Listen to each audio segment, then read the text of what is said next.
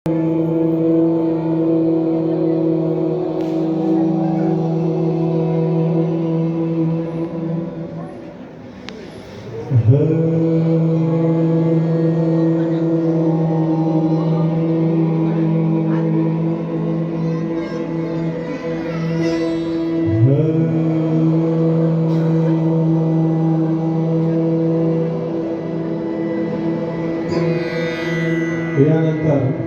आपले हळूहळू नेत्र उघडत हात जोडत त्या समून सागर रूपाला वंदन करत पुढील मंत्र म्हणायचा आहे.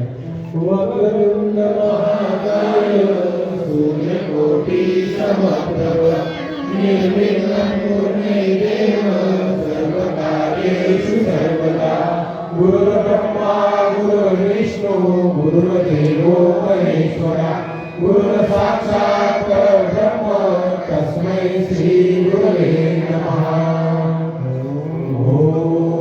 यानंतर आता आपण मंगलाचरण करणार आहोत.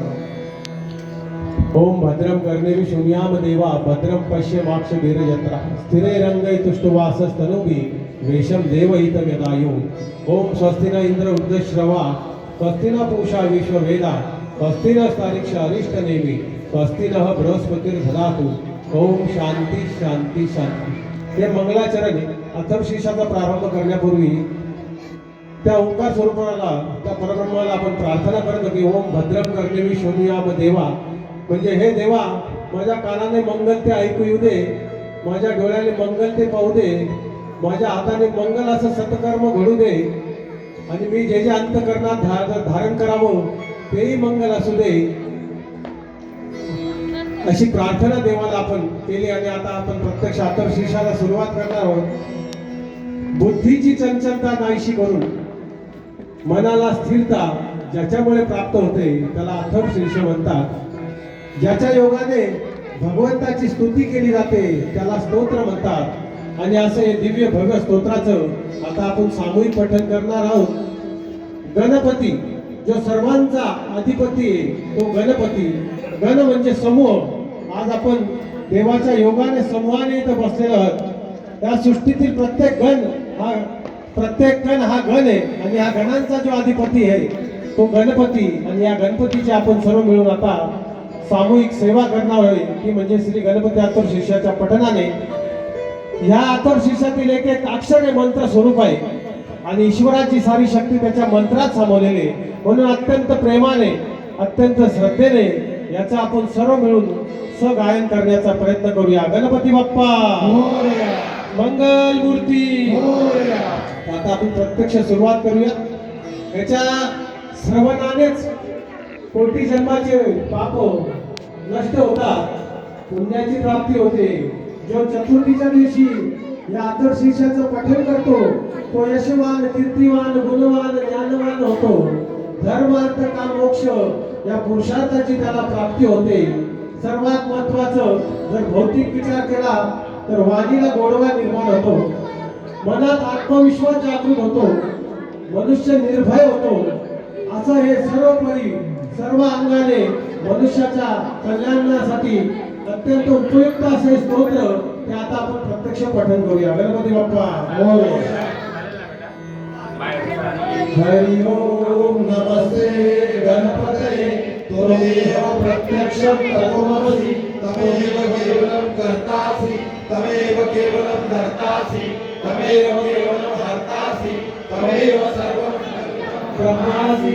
ओम साक्षादात्मासि नित्यं कृतं वच्मि सत्यं वच्मि अवक्तमाम अववक्तारम् अवश्रोतारम् अवदातारम् अवधातारम् अवानुचानमवशिष्यम् अवपश्चात्तात् अवपुरस्तात् अवउत्तरातात् अवदक्षिणातात् अवचोदवातात् अवधरातात् सर्वतो मा पाहि पाहि समन्तात्. त्वं वाङ्मयस्त्वं चिन्मयस्त्वं आनन्दमयस्त्वं ब्रह्ममय त्वं सच्चिदानन्दद्वितीयोऽसि त्वं प्रत्यक्षं ब्रह्मासि त्वं ज्ञानमयो विज्ञानमयोऽसि. सर्वं जगदिदं तत्त्व जायते सर्वं जगदिदं तत्तिष्ठति सर्वं जगदिदं तैलमेष्यति सर्वं जटिलं तै प्रत्येति त्वं भूमि रापो नलो नीलो नभः त्वं चत्वारि वाक्पदानि त्वं गुणत्रयातीतः त्वं देहत्रयातीतः त्वं कालत्रयातीतः त्वं अवस्थात्रयातीतः त्वं मूलाधारस्थितोऽसि नित्यं त्वं शक्तित्रयात्मकः त्वं योगिनो ध्यायन्ति नित्यं त्वं ब्रह्मा त्वं विष्णु त्वं रुद्र त्वं इन्द्र त्वं अग्नि त्वं वायु त्वं सूर्य त्वं चन्द्रमा त्वं ब्रह्मभूर्भुवस्वरोम गणादिपूर्वोच्चार्य वर्णादितदनन्तरम् अनुस्वार परतर अर्धैन्दुलसितम् आरेण रुद्धम् एतत्तव मनुस्वरूपम् गकारो पूर्वरूपम् अकारो मध्यमरूपम् अनुस्वाक्षान्तरूपम् बिन्दुरुत्तररूपम् नादसन्धानं सहिता सन्ति शैषा गणेश विद्या गणऋषि गायत्री छन्द गणपतिर्देवता ॐ गणपतये नमः एकदन्ताय विद्महे वक्रतुण्डाय धीमहि तन्नो दन्ती प्रचोदयात् एकदन्तं चतुरास्तं पाशमङ्कुशधारिणं रथं च वरदं हस्ते बिभ्राणं मूषकध्वजं रक्तलम्बोदरं शूर्पकर्णकं रक्तवाससं रक्तगन्धानुलिप्ताङ्गं रक्तपुष्पैः सुपूजितं भक्तानुकम्पिनं देवं जगत्कारणमच्युतम् आविर्भूतं च दुष्टादो प्रकृते पुरुषात्परम् एवं ध्यायति यो नित्यं स योगी योगिनामः नमो रामपतये नमो गणपतये नमो प्रमदपतये नमस्ते अस्तु लंबोदराय एकदन्ताय विघ्ननाशिने शिवसुताय श्रीवरदमूर्तये नमो नमः गणपति बप्पा मोरया।